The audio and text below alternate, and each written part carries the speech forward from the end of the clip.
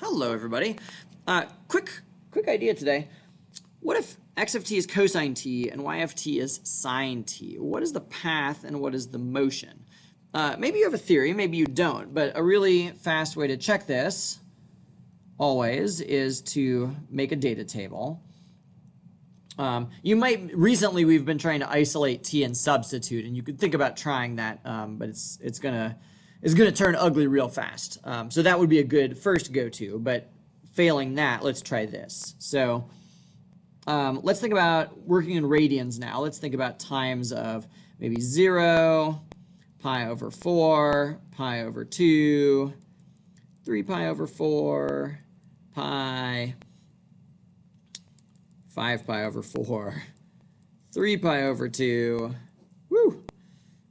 7 pi over 4, and 2 pi. Okay, that's a lot of times. But this is also good practice for you to think about the unit circle. So this corresponds to 45-degree increments. So this is 0 degrees, 45 degrees, 90 degrees, and so on. So go ahead, imagine the unit circle, fill in your xy values, and try and plot what is the path and what is the motion. Pause the video and give it a try.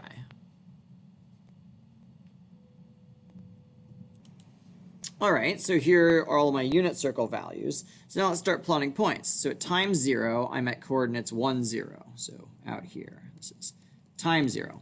And then at time pi over 4, I'm at root 2 over 2, root 2 over 2, which is approximately here-ish. So this is time pi over 4. At time pi over 2, I'm at 0, 1. So 0 left, right, 1 up is about here. Then so this is time pi over 2.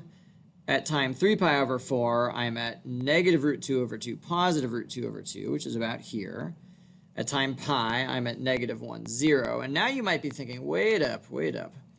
Time pi, I'm over here, but that's the same thing as if my angle is pi, which makes sense because here I'm using time in the position that you would ordinarily apply an angle. So it's no surprise that the xy coordinates here are the xy coordinates on the unit circle as if this were an angle theta. So we could equally well think about this as theta, the angle, being our parameter, and x and y are both being defined in terms of the angle. Or you could think about it in terms of time, either one.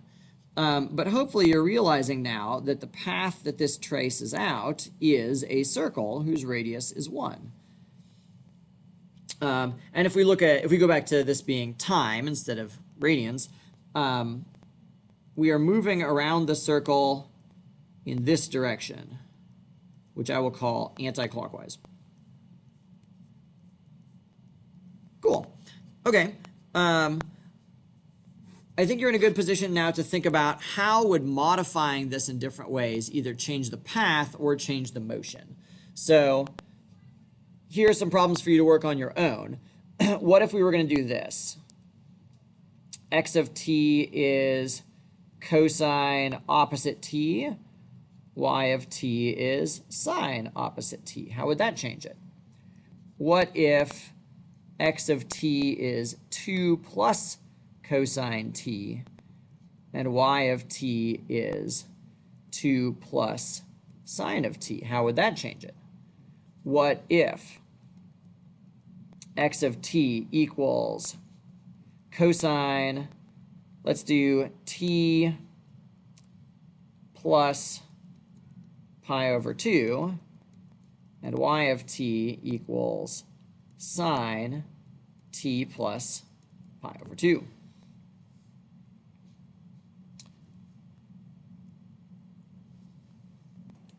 Last one, what if x of t is like 10 times cosine t, and y of t is like 2 times sine of t? So sometimes we're modifying the outside on the outside of the cosine, sometimes we're modifying on the inside of the cosine, same thing for the sine. Some of these will change the path shape. Some of these won't change the path shape at all. They'll just change your motion along the path. And so I want you to try and figure out which is which. For each one, you can make a prediction. You could try plotting values. You can feel free to check on Desmos if you want. Good luck.